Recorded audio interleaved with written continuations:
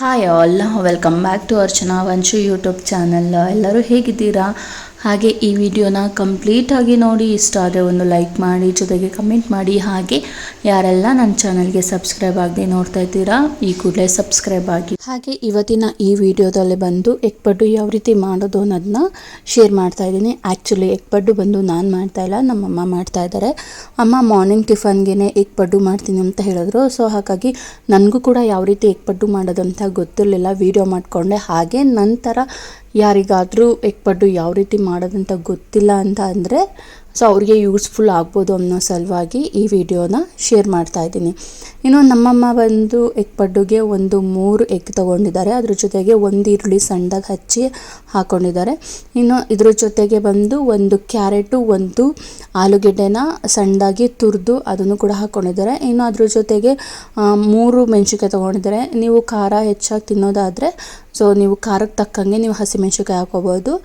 ಅದ್ರ ಜೊತೆಗೆ ಸಣ್ಣದಾಗಿ ಹಚ್ಚಿರೋ ಕೊತ್ತಂಬರಿ ಸೊಪ್ಪು, ಇನ್ನು ರುಚಿಗೆ ತಕ್ಕಷ್ಟು ಉಪ್ಪು ಹಾಕ್ಕೊಂಡು ಚೆನ್ನಾಗಿ ಮಿಕ್ಸ್ ಮಾಡ್ಕೋಬೇಕು. ಮಿಕ್ಸ್ ಮಾಡಿದಾದಮೇಲೆ ನೆಕ್ಸ್ಟು ಸ್ಟವ್ ಹಚ್ಚಿ ಪಡ್ಡು ಮಾಡೋದಕ್ಕೆ ಒಂದು ತವ ಸಿಗುತ್ತಲ್ವಾ, ಆ ತವ ಇಟ್ಕೊಂಡು ನೀಟಾಗಿ ಎಣ್ಣೆ ಹಚ್ಕೊಂಡು ತವ ಕಾದಿದ್ದಾದಮೇಲೆ ಚೆನ್ನಾಗಿ ನಾವೇನು ಮಿಕ್ಸ್ ಮಾಡಿ ಇಟ್ಕೊಂಡಿರ್ತೀವಿ ಪಡ್ಡುಗೆ ಅಂತಲೇ, ಸೊ ಆ ಮಿಕ್ಸ್ಚರ್ನ ಹಾಕೋಬೇಕು. ಇನ್ನು ಅದನ್ನು ಲಿಡ್ ಕ್ಲೋಸ್ ಮಾಡಿ 1 ನಿಮಿಷದವರೆಗೂ ಮೀಡಿಯಮ್ ಫ್ಲೇಮಲ್ಲಿ ಚೆನ್ನಾಗಿ ಬೇಯಿಸ್ಕೊಬೇಕು. ನೆಕ್ಸ್ಟು 1 ನಿಮಿಷ ಆದಮೇಲೆ ಲಿಡ್ ಓಪನ್ ಮಾಡಿ ಒಂದು ಸೈಡು ಬೆಂದಿರುತ್ತೆ ಅಲ್ವಾ, ಅದನ್ನು ಉಲ್ಟಾ ಮಾಡಿ ಇನ್ನೊಂದು ಸೈಡು ಚೆನ್ನಾಗಿ ಬೇಯಿಸ್ಕೋಬೇಕು. ಸೇಮ್ 1 ನಿಮಿಷದವರೆಗೂ ಬೇಯಿಸ್ಕೊಂಡ್ರೆ ಸಾಕು. ನಿಮಗೆ ಗೊತ್ತಾಗುತ್ತೆ ಅದು ಬೆಂದಿದೆಯಾ ಇಲ್ವಾ ಅಂತ ನೀವು ಟರ್ನ್ ಮಾಡಬೇಕಾದ್ರೇ. ಇನ್ನು ಟೇಸ್ಟ್ ಬಗ್ಗೆ ಹೇಳೋದಾದರೆ ತುಂಬಾ ಚೆನ್ನಾಗಿ ಬಂದಿತ್ತು.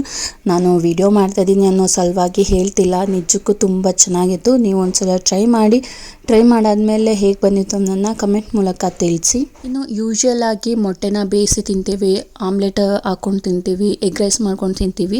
ಫಾರ್ ಎ ಚೇಂಜ್ ಈ ರೀತಿ ನಾವು ಎಗ್ ಪಡ್ಡು ಮಾಡ್ಕೊಂಡು ತಿನ್ಬೋದು. ಇದ್ರ ಜೊತೆಗೆ ತರಕಾರಿನೂ ಕೂಡ ಮಿಕ್ಸ್ ಆಗಿರುತ್ತೆ ಅಲ್ವಾ, ಸೊ ಡಿಫ್ರೆಂಟ್ ಟೇಸ್ಟ್ ಅಂತಲೇ ಹೇಳ್ಬೋದು. ಇನ್ನು ಇದ್ರ ಜೊತೆಗೆ 1 ಗ್ಲಾಸ್ ಟೀ ಕುಡಿಯೋದ್ರಿಂದ ಸ್ವರ್ಗನೇ ಅಂತಲೇ ಹೇಳ್ಬೋದು. ನೀವು ಕೂಡ ಮನೇಲಿ ಟ್ರೈ ಮಾಡಿ ತಿನ್ನಿ, ನಿಜಕ್ಕೂ ಒನ್ ಮೋರ್ ಅಂತೀರಾ. ತಿನ್ನಿ ಆಮೇಲೆ ಹೇಳಿ. ನೋಡಿ ಜ್ಯೂಸಿ ನೋಡಿ ಹೆಂಗೆ ಬೆಂದಿದೆ ನೋಡಿ. ಹೂವು ಇದ್ದಾಗ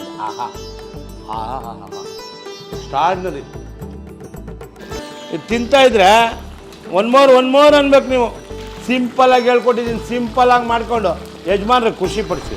ತಲೆ ಮೇಲೆ ನೋಡಿದ್ದೀನಿ ಫ್ಯಾನ್ಗೆ